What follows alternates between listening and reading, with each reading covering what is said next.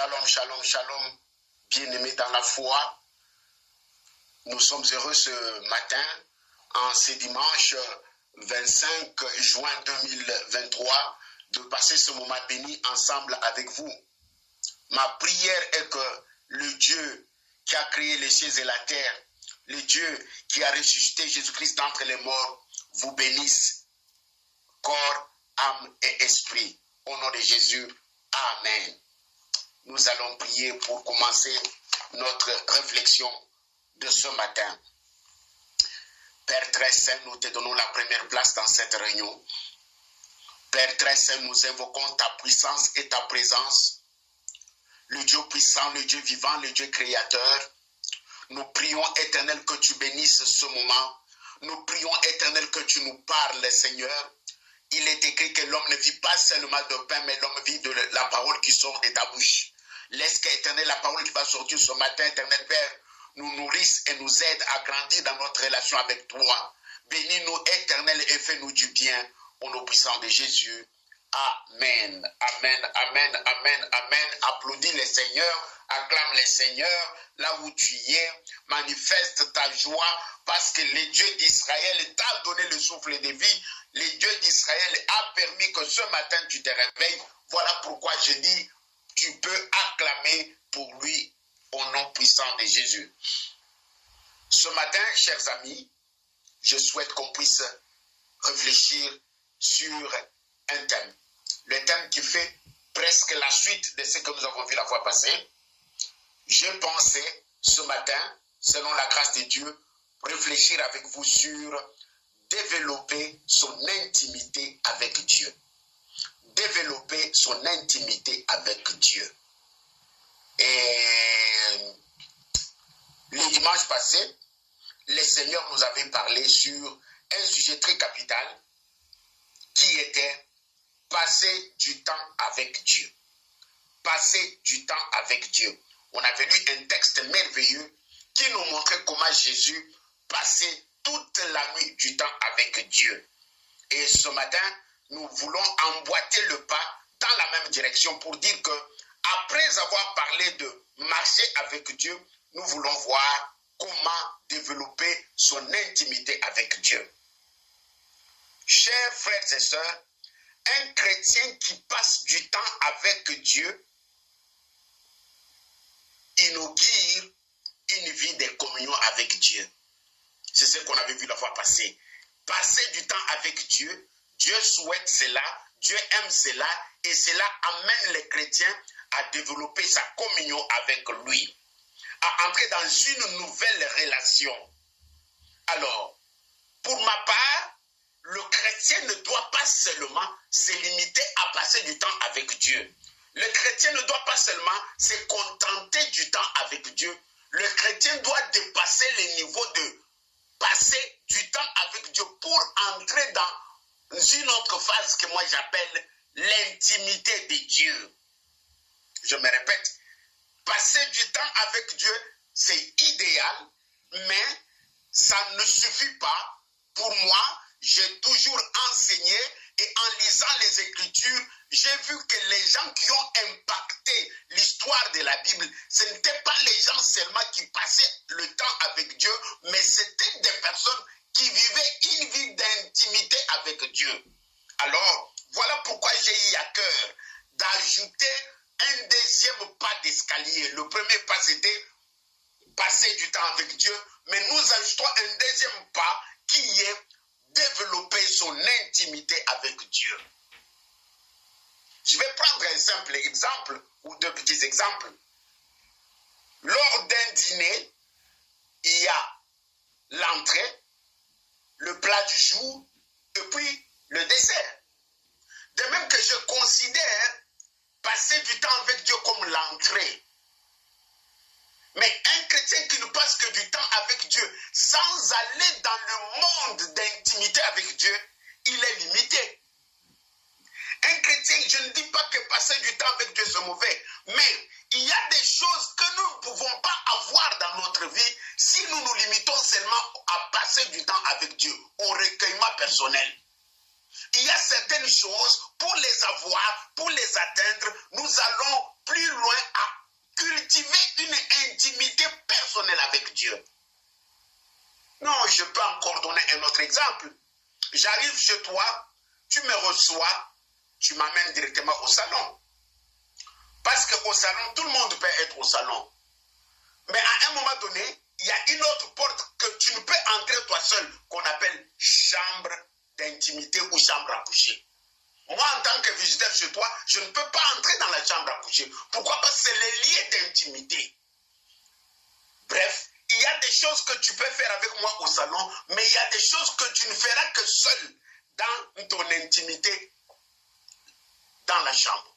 Bref, cela me pousse à aider quelqu'un à comprendre que passer du temps avec Dieu, c'est bien, mais ma prière et le désir de mon cœur pour toi est que tu développes une intimité avec Dieu.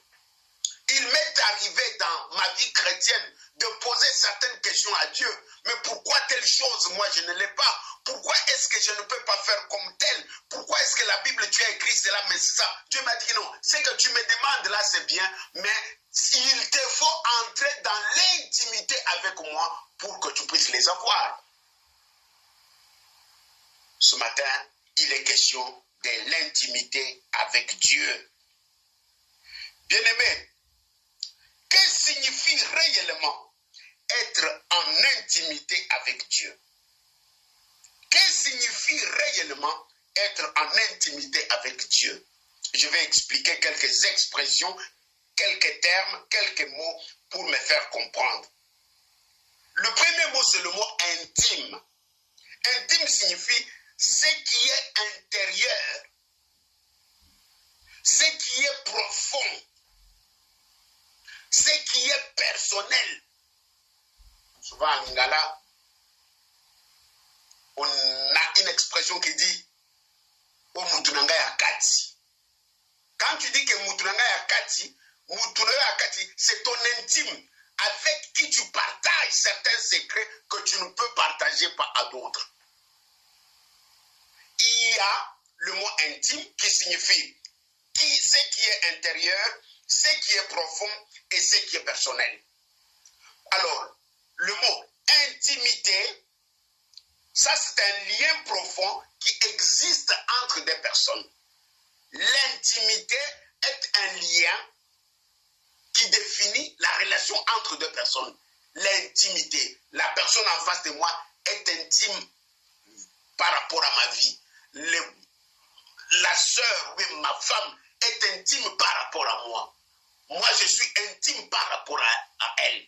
Et l'intimité, c'est un lien verbal qui définit le lien profond entre deux personnes.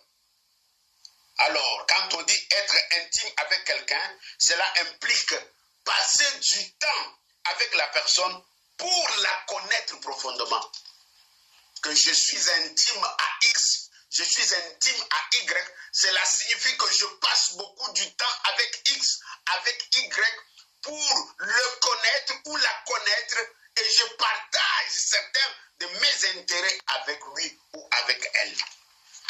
Cela me pousse à expliquer ou à dire que l'intimité avec Dieu désigne une relation très proche avec le Seigneur, consistant à passer du temps dans sa présence, dont le but est de les connaître et faire sa volonté. L'intimité avec Dieu désigne une relation très, très, très profonde avec Dieu, ou bien très, très proche avec Dieu, consistant à passer du temps dans sa présence, dont le but est de les connaître et de faire sa volonté. Je vais lui apporter un appui sur base de quelques textes bibliques. Lisons ensemble Exode 33, le verset 11. Exode 33, le verset 11. Laissez-moi trouver les textes. La Bible dit ceci. L'Éternel parlait avec Moïse face à face, comme un homme parle à son ami. Je répète, l'Éternel parlait avec Moïse face à face, comme un homme parle à son ami. Bref, qu'est-ce qui a poussé Dieu à parler avec Moïse face à face? C'est parce que Moïse avait l'intimité avec Dieu, avait développé une relation d'intimité avec Dieu. Et cela a fait que Dieu passait du temps avec Moïse, Dieu pouvait lui parler face à face comme un ami. Certaines versions parlent de l'Éternel passé, parler avec Moïse face à face comme un intime. Comme un intime. Bref, nous voyons que la vie de Moïse était en intimité avec Dieu. Je vais lire encore un autre texte pour démontrer l'intimité avec Dieu. Nous sommes dans Ésaïe 41, le texte biblique, je dois le chercher. Ésaïe 41, le verset 8. Ésaïe 41, le verset 8 dit ceci.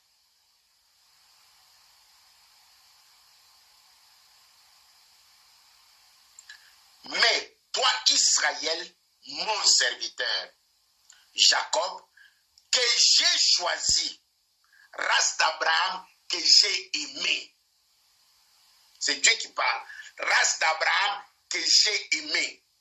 Et en lisant d'autres versions, on parle la race qui est en intimité avec moi. Non, Dieu était intime à Abraham. Dieu était intime à Abraham.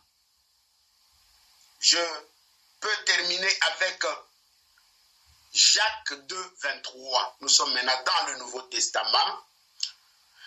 Dans le livre de Jacques, au chapitre 2, le verset 23. Nous trouvons les textes, on va les lire pour la bonne compréhension des choses. Ainsi s'accomplit ce que dit l'Écriture. Abraham crut à Dieu et cela lui fit imputer justice.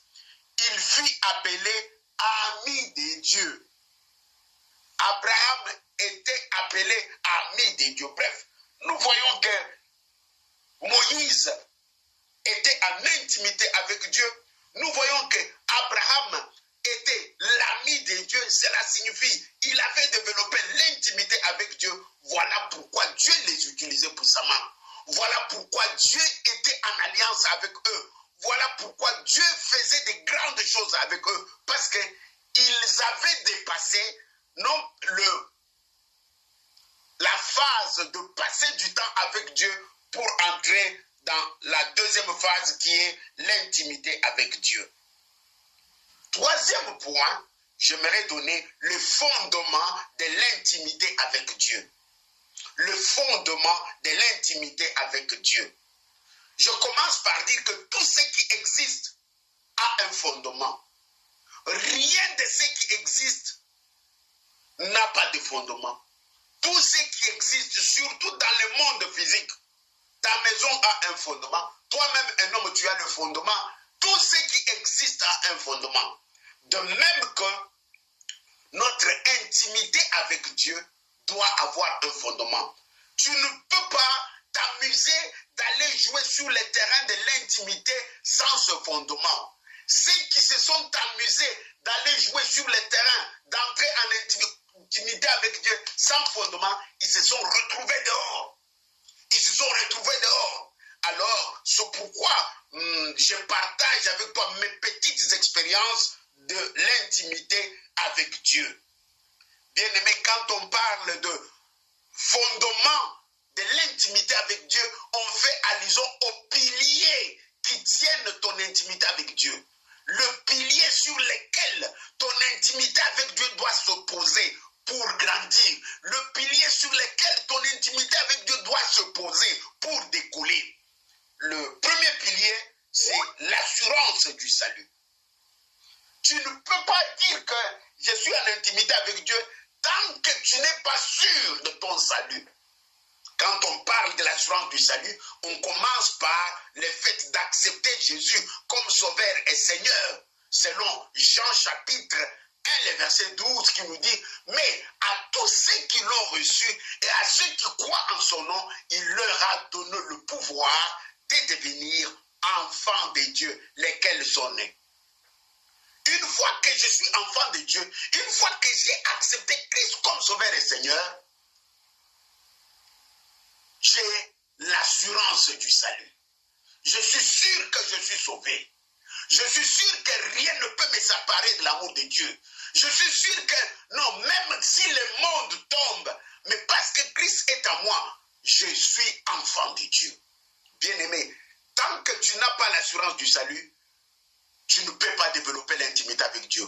Voilà pourquoi toutes tes tentatives d'aller en intimité avec Dieu échouent. Parce que tu n'es pas sûr que tu es sauvé.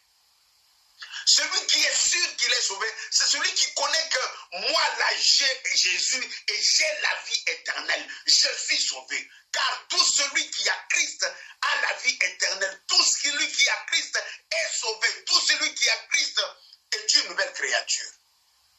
Tu dois être sûr que tu es sauvé. Tu dois être sûr que tu es enfant de Dieu. Ça, c'est le premier pilier. Souvent, je m'arrive de poser la question en classe à mes étudiants. Dis-moi, quand est-ce que tu es devenu enfant de Dieu? Tu entends quelqu'un te dire que, oh, quand nous étions à Matadi, l'église avait commencé dans notre maison. Depuis ce temps-là, je suis chrétien. Non, ça c'est faux. Tu ne peux pas devenir enfant de Dieu parce que l'église a commencé dans la maison de ton père. Même si ton père est pasteur. Mais tant que toi-même, tu n'as pas accepté Jésus, tu es loin de la volonté de Dieu. Alors, il est important de vérifier dans ta vie s'il y a ces piliers. Le premier pilier pour décoller, développer son intimité avec Dieu, c'est l'assurance du salut. Ofani omibetitolo ngai nazalaka mwana na nzambe. Ata mokili ekwei me ngai na yebi ete nakobika nazali mwana na nzambe. C'est ça l'assurance du salut. Celui qui a l'assurance du salut ne reçoit pas Jésus tous les jours. Parce que j'ai croisé des gens qui me disent qu'ils ont l'assurance du salut. Et maintenant, quand le prédicateur est venu au culte, il a prêché encore, il a dit qui veut accepter Jésus. Mais la personne qui me disait qu'il avait l'assurance du salut passe encore devant pour accepter Jésus. J'ai trouvé que c'était du théâtre. On accepte Jésus une seule fois dans sa vie. Nous devenons enfants de Dieu une seule fois dans notre vie. Et bien, là, nous commençons maintenant à vivre l'assurance du salut, à expérimenter l'assurance du salut. J'aime bien les textes des épîtres des gens qui disent que voici donc ces témoignages. Dieu nous a donné la vie éternelle et cette vie est dans son Fils. Celui qui a le Fils a la vie. Celui qui n'a pas le Fils n'a pas la vie. Je vous ai écrit ces choses afin que vous sachiez que vous avez la vie éternelle, vous qui avez cru en Jésus-Christ. Cela signifie, vous avez l'assurance du salut. La vie éternelle, c'est cette assurance-là que nous avons que même si le monde se croule aujourd'hui, parce que Christ est à moi, j'ai la vie éternelle. Mon corps peut mourir, mon corps peut disparaître, mais mon âme, je serai sauvé parce que j'ai la vie éternelle. Ce matin, le premier pilier sur lequel je dois m'appuyer, c'est mon assurance du salut. Le deuxième pilier qui peut nous aider dans notre intimité avec Dieu, c'est le renoncement. C'est le renoncement. Qui dit renoncement veut tout simplement dire abandonner. Je renonce, j'abandonne. Tout celui qui veut vivre une vraie intimité avec Dieu, tout celui qui veut rencontrer Dieu dans son intimité, doit être quelqu'un qui vit le renoncement. Tu dois abandonner les péchés, abandonner toutes les choses qui t'empêchent de rester connecté à Dieu. Le renoncement, c'est abandonner. Le renoncement, c'est l'abandon. En tout cas, je voudrais montrer une autre face de renoncement. Le renoncement, c'est aussi le fait de se priver de quelque chose pour donner la priorité à Dieu.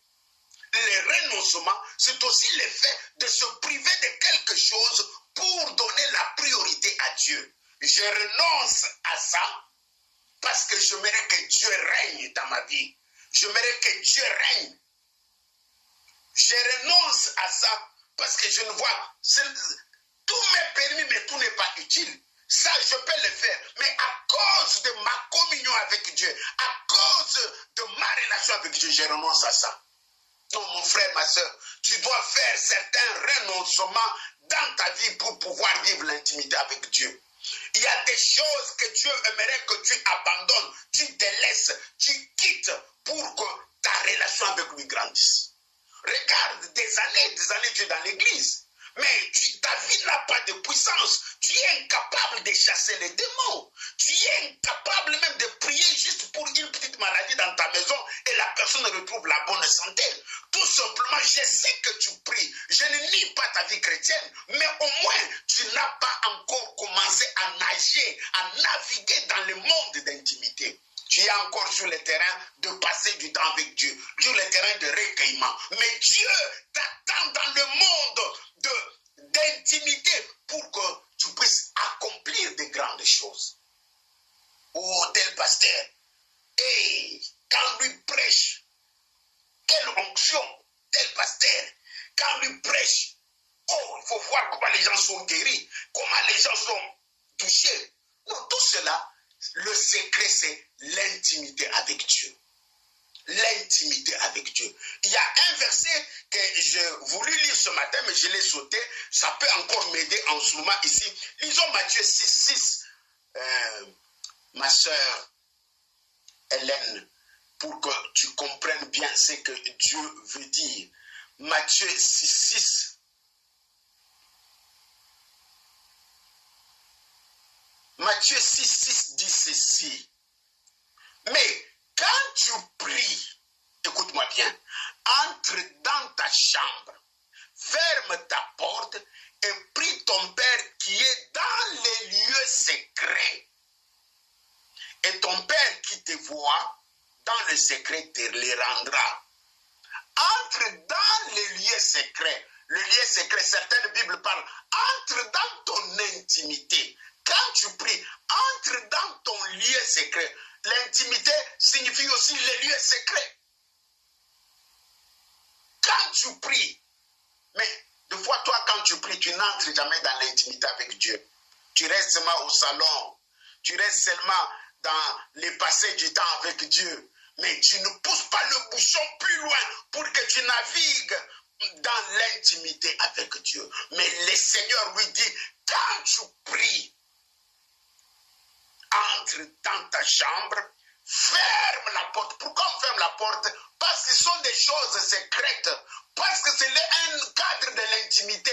Tu ne peux pas être dans la chambre à coucher, la porte ouverte et tu t'habilles. Tu as peur que ton enfant ou un visiteur peut passer sur le couloir et te voir. Parce que c'est un lieu intime, tu fermes la porte. De même qu'avec Dieu, on nous dit que pour recevoir de grandes choses, pour impacter le monde, pour devenir puissant, nous devons entrer dans l'intimité avec Dieu.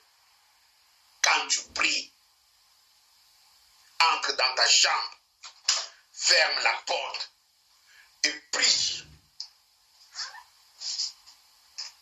Le Seigneur te le rendra. Amen, amen, amen. Je disais que nous avons le renoncement qui signifie abandonner, le renoncement qui signifie, c'est aussi le fait de se priver de quelque chose pour donner la priorité à Dieu. Non, le renoncement, je t'ajoute encore un élément, exige des sacrifices. Quelqu'un qui vit dans l'intimité avec Dieu, c'est quelqu'un qui a appris à faire des sacrifices. Ici, il y a différentes sortes de sacrifices. Mais je parle d'abord de sacrifier son corps. Le renoncement exige des sacrifices. Mais toi, il suffit qu'on te dise que mais telle chose, tu ne peux pas la faire parce que toi, tu es enfant de mais dans ce que tu vis là, sans sacrifice, tu ne peux pas aller loin. Non, j'aime bien Romains chapitre 12, Le verset 1 dit ceci, je peux paraphraser. Je vous exhorte donc, mes frères, à offrir vos corps comme des sacrifices. Donc, quelqu'un qui offre son corps comme sacrifice, c'est quelqu'un qui fait la volonté de Dieu. Un exemple, tous ceux qui me suivent, peut-être il y a ceux qui sont avec nous sur YouTube, dans Abakouk chaque mercredi, il y a ceux de mon église. Non, nous avons parfois des recommandations telles que Dieu exige qu'on gêne une semaine. Mais tu verras certaines personnes, pendant que nous nous gênons, et ils mangent. Dieu a besoin de ces sacrifices. Il sait pourquoi il nous demande de jeûner une semaine. Il nous dit par exemple que tout ce mois de juin, ne mangez pas le sang. Ne mangez pas le sang, c'est ce qu'on appelle le jeûne de Daniel. Depuis le 1er juin jusqu'au 30 juin, dans ma bouche, il n'y a pas le sang du tout. Je ne mange que les légumes. Je ne mange que le fruit de la terre. Nayoka Solomosunikala. Pourquoi? Parce que Dieu nous a exigé d'entrer dans ce jeûne de Daniel. Bien-aimé, les renoncements exigent de sacrifices. Je veux bien manger. Le matin, tu te réveilles, tu as besoin de la charcuterie pour ton pain, mais tu ne peux ni manger charcuterie, ni manger les pains, parce que tu veux rester sur la recommandation de Dieu. Oh Père, merci. Touche le cœur de mon frère et de ma soeur, qu'ils comprennent que sa vie ne peut pas décoller tant qu'il n'a pas encore appris le sacrifice. Non, les renoncements, deuxième pilier, exigent de sacrifice. Nous continuons. Nous devons renoncer à nous-mêmes, renoncer au péché, renoncer à tout ce qui nous entraîne dans le péché. Nous devons renoncer à tout ce qui nous entraîne dans le péché. Non, j'aimerais appuyer un point important. Qu'est-ce que tu regardes sur ton téléphone qui peut t'entraîner dans le péché? À cause de cela, le secret que moi je te donne, c'est de renoncer à ces genres de photos, à ces genres d'images sur ton téléphone. Et quelqu'un qui est dans l'intimité avec Dieu arrive même à consacrer son téléphone à Dieu, à dire à Dieu dans la prière, Seigneur, prends mon téléphone. Sur mon téléphone ici, je n'écouterai que la parole de Dieu, je ne regarderai que les informations et je ne ferai que des choses qui te glorifient. Il fait un vœu à l'Éternel pour consacrer son téléphone à Dieu. C'est ça le renoncement. Un exemple. Troisième pilier, c'est nous devons nous soumettre totalement à Dieu.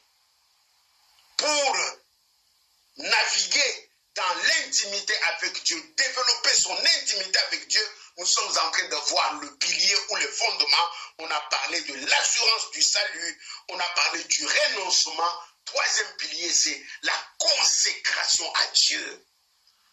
C'est remettre totalement à Dieu. Quelqu'un qui est consacré à Dieu, c'est quelqu'un qui est séparé du péché, qui est séparé du monde et il vit pour Dieu. Il n'y a que la personne qui est consacrée à qui Dieu peut montrer les choses, à qui Dieu peut parler à l'oreille. Mais toi, tes oreilles sont déjà bouchées. Tes oreilles spirituelles sont bouchées. Oyokaka basongi songi ba matonga masolo ya mabe. Yokanisi na biloko yokaka wana nguya na nzambe koki tapo oyoka mungongo na ye. Yango yokaka makambo moko compliqué po ete matoi na yo ezana mo consacré. Miso yo etalaka bitala otalaka na oyo ce que moi j'appelle les interdits de Dieu yo talaka yango. Mais avec ça, au pasteur Mikolo et Bandoto et Kimi, nous sommes la clarté. Nous sommes la clarté pour misu na yo ya moi et zota biloko mabe. Ce qui fait que na butu, moyen spirituellement, au monde makamu na bonzambe et zate pour na biloko yo talaka. Voilà les choses qui nous reculent. Voilà les choses qui nous amènent en arrière, qui nous empêchent d'entrer dans l'intimité avec Dieu. Yo zamwana na nzambe, mais masolo bi makana munoko na yo okanisa mupakam.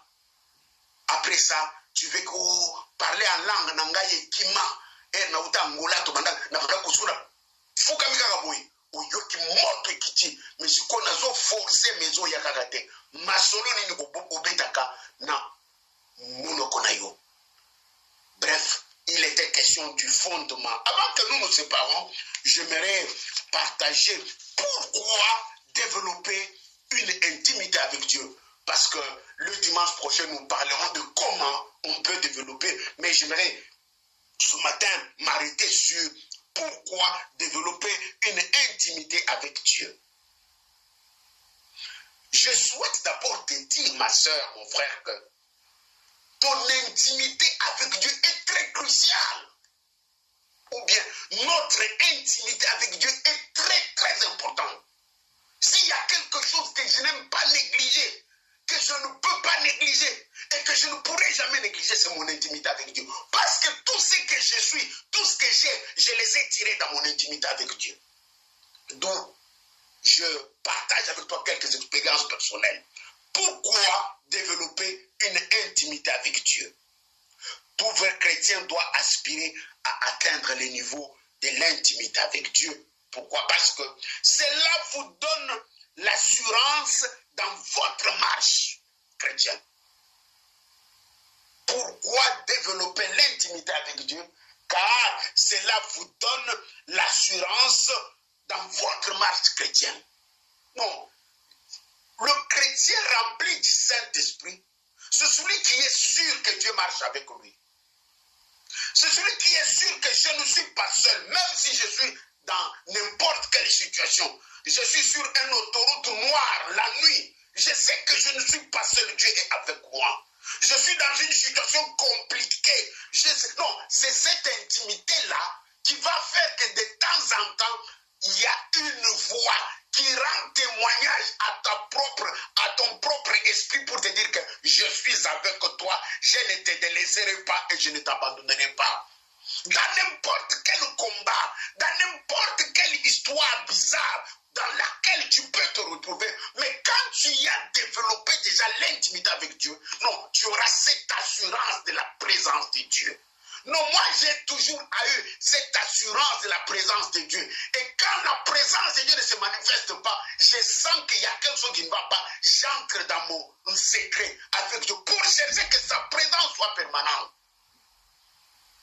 Oh, Baki, Baka, Papa. Oh Seigneur, merci, merci. Merci parce que ce sont des choses de grandes personnes, des choses des chrétiens qui vivent pour le ciel, des choses des chrétiens qui aimeraient voir Dieu accomplir de grandes choses dans leur vie. Non. Pourquoi je dois développer mon intimité avec Dieu? Cela me donne l'assurance de la présence de Dieu dans ma vie et dans ma maison. Est-ce que tu es sûr que Dieu est avec toi? Est-ce que tu es sûr que quand tu es dans la voiture, Dieu est avec toi? Est-ce que tu es sûr que quand tu es dans le train, dans l'avion, dans le bus, Dieu est avec toi? Ou bien au bureau, au travail, dans le chantier, tu es infirmière, à l'hôpital où tu soignes. Est-ce que tu es sûr que Dieu est avec toi? Non, cette assurance vient surtout quand on a développé son intimité avec Dieu. Voilà pourquoi, des fois, il y a des moments où, non, je ne comprends rien, mais Seigneur, tu es avec moi, mais comment je ne comprends rien? Aide-moi. Directement, le Seigneur me donne la solution. Ou bien, Seigneur, je ne comprends rien, mais pourquoi? Le Seigneur intervient. Amen, amen, amen, amen. Il y a une semaine passée, j'étais quelque part avec mon épouse. Il est 3 heures du matin. Nous nous sommes retrouvés à un rendez-vous d'un mariage dans un coin caché en pleine brousse. Mais il y avait un château. On nous a invités au mariage. Alors, entre le château et l'autoroute, il faut rouler au moins 30 minutes. Dans la brousse, il fait très noir. Et je devrais quitter la salle parce qu'il est l'heure, demain c'est dimanche. J'ai dit à ma femme qu'on doit partir. Et quand nous avons pris la route, c'est un coin qu'on n'a jamais été là, c'est notre première fois. Ce n'est pas en Allemagne, c'est ailleurs. Et la route était très noire, non éclairée. une petite route. Subitement, dès qu'on a pris la route, je vois 2 phares derrière. Je réalise qu'il y a une petite voiture qui me suit.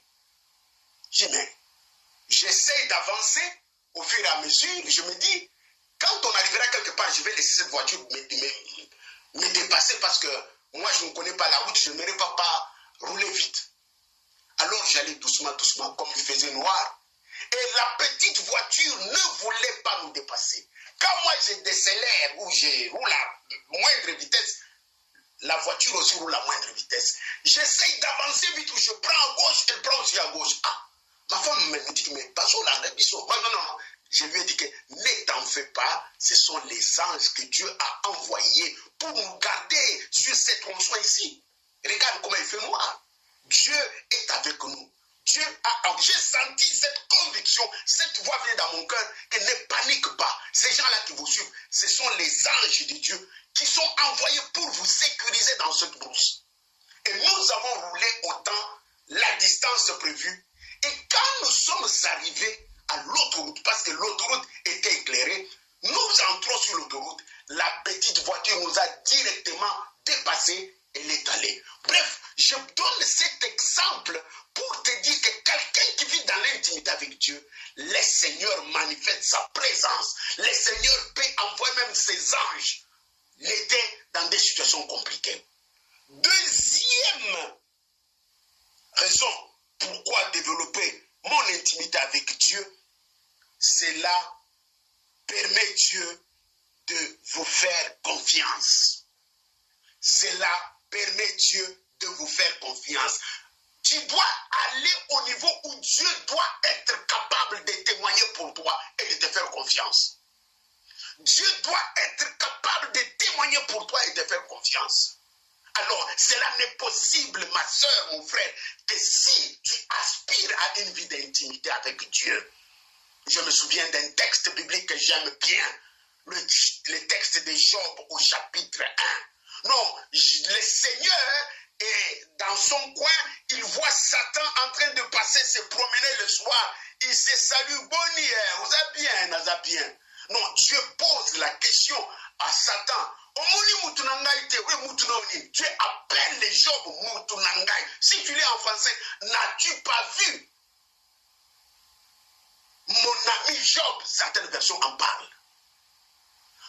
Alors, quelle est la réponse que Satan a donnée à Dieu? Satan, Dieu a dit, ah, ozobengaye mutunayo, poete, opesa ye biloko nyonso, oproteja ye, azana mbongo, azana bana, azana mituka, azana nyonso. Yangonde azolinga yo, azolingo kapo, yo kabelaka ye nyonso. Dieu lui a dit que non, Job et moi, nous sommes en intimité. Ata biloko wane longwe, akoboya ngai jamais. Tomekato, bakati, chelekana, Satan, beta, mundenge. Et Job, nikakatanuye. La Bible dit que, ata mukolo mokote, Job awangana nzambe. Ata mukolo mokote, Job avinga nzambe. Ata mukolo mokote, Job apesa nzambe mokongo. Mais quand nous arrivons au chapitre 42, 45 de Job, la Bible dit que Dieu lui a remis tout ce que Satan avait ravi. Bana bakufa, baminga babongaye, famille sila, yemoko maladie. Mais au chapitre 42, 45, Job dit, j'ai toujours entendu parler de toi, mais mon œil t'a vu. Pourquoi? Parce que Job azonga santé malamu, azwa bana mususu, azwa bibwele mususu, bomengo mususu, bandaku mususu. En tout cas, Dieu a restauré sa vie. Tout simplement, Dieu avait confiance en Job. Non, est-ce que yo nzamba kobetelo mundenge? Est-ce que nzamba kobetelo cheleka? Nzamba betela Job cheleka. Pourquoi? Parce que Job était en intimité avec lui. Pourquoi développer une intimité avec Dieu? Parce que cela permet Dieu de partager certains secrets avec vous. Parce que cela permet Dieu. Non, Dieu doit arriver au niveau de partager le secret de ta vie avec toi.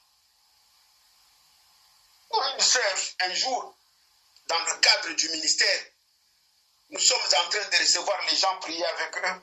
son tour arrive, on lui dit ce que Dieu nous a dit et ce qui se passe dans sa famille. C'est Ratomboki. Oh, pourquoi Nzamba Salinga Boye? Pourquoi Nzamba Salinga Boye? Ngai Nzamba Bombela Ngai Loko Mogote. Nzamba Bombela Ozamoninga Naye? Ozamoninga Naye? Est-ce que vous avez une intimité? Non, mes frères, mes soeurs, pour que Dieu ne te cache rien, tu dois entrer dans le monde d'intimité. Souvent, beaucoup de chrétiens sont surpris par des accidents qui arrivent, par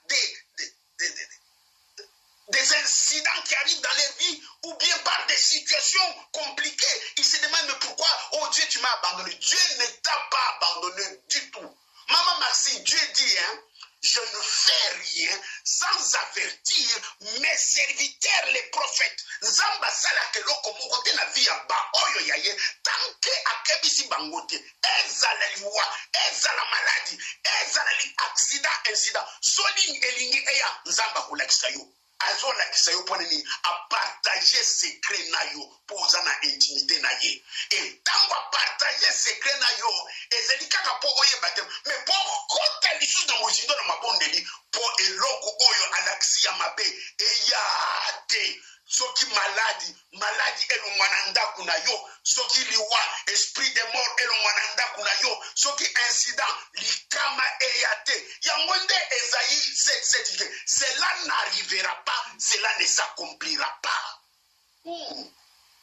N'est-ce pas le psaume dit, psaume 91, si vous lisez vers le bas, 6, 7, 8, quelque part là, aucun malheur ne t'arrivera. Aucun fléau ne s'approchera de ta maison. Mais pour ne pas malheur comme la yo, pour ne pas fléau ya. Quelque part, manque d'intimité avec Dieu. Nous voyons ici, je peux appuyer même avec un verset, Genèse 18-17. Donnez-moi le temps de lire le texte biblique parce que j'aime toujours expliquer sur base des textes bibliques. Genèse chapitre 18, le verset 17. Un instant, je cherche le texte. Voilà. Verset 17 dit, alors l'Éternel dit, Yoka fungula matoi, cacherai-je à Abraham ce que je vais faire? Verset ici. Voilà verset 17. Est-ce que nakobombe na Abraham likamuna inaisala? Non, comprenez que wana nzambe alingi a détruire Sodome na Gomorrhe. Abraham angani azaki na musika. Mais mwana nkazi na ye Lot abanda kufanda na frontière ya Sodome na Gomorrhe. Azoko fanda pembe de sorte que soki ba détruire Sodome na Gomorrhe mwana nkazi na yakufa. Alors nzambe ayekwebisana amilobeli ye moko nalingi na tumba Sodome na Gomorrhe. Mais mutu nangai akati Abraham mwana nkazi nazali kuna na betele lisolo eza mabeni akoyoka bien te su nazali yango tozaka na intimité na ye yango nde so otangi texte 18 19 20 nzambe asali nyonso Abraham ayebake moto ekokota na Sodome. Bref, ça ce n'est pas notre point. Pourquoi Dieu n'a pas caché à Abraham? C'est parce qu'Abraham était en intimité avec lui. Non, ce matin, ma prière est que tu sois en intimité avec Dieu pour que Dieu ne te cache rien, pour que Dieu te donne les secrets de ta vie. Je termine par pourquoi développer une intimité avec Dieu. Cela permet Dieu d'établir une alliance avec vous. Établir une alliance, il y a à manger et à boire. Je m'arrête là, j'y reviendrai le dimanche prochain. Ce matin, il était question de développer son intimité avec Dieu.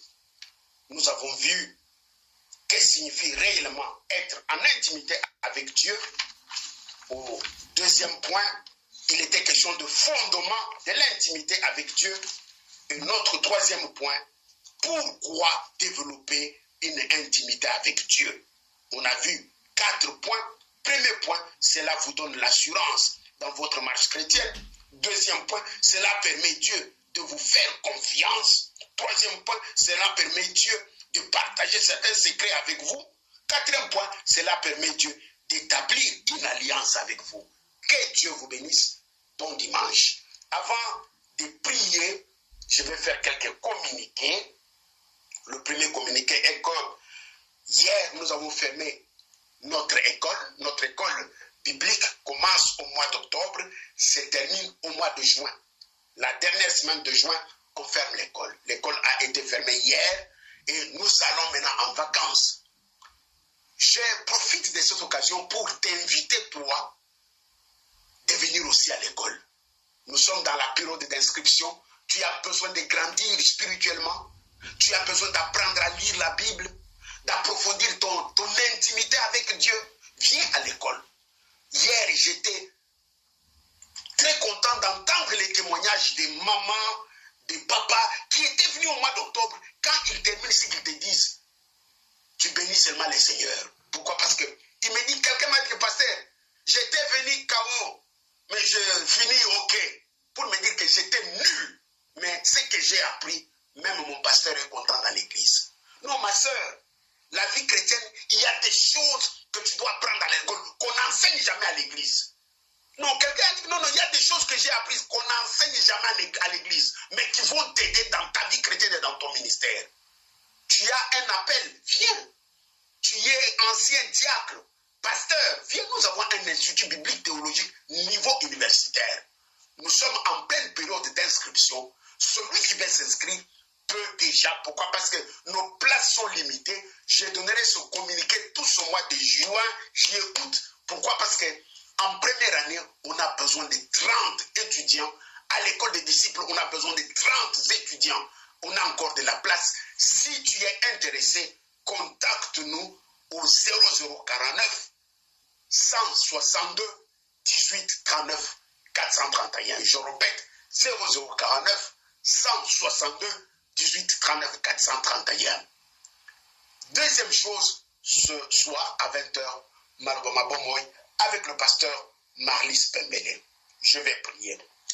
Dieu de gloire, nous bénissons ton nom parce que ce matin, tu nous as appris de naviguer dans le monde de l'intimité. Parce que c'est là où, Père, nous allons être bénis par toi. Tu vas nous faire confiance. Tu vas nous partager les secrets et tu vas établir une alliance avec nous. Papa, merci pour ma soeur, pour mon frère qui a soif, qui a faim de te connaître, Éternel. Laisse que ces choses entrent dans son cœur, solidifie sa vie chrétienne dans le puissant nom de Jésus. Père, je te recommande la radio Père du soir. Je te recommande ta servante Cathy et les enfants. Mon Dieu, mon roi, que tu les gardes, que tu le bénisses et que tu le protèges. Ta main puissante sur eux, ces ministères aillent toujours de l'avant, Éternel, pour la gloire de ton nom, au nom puissant de Jésus.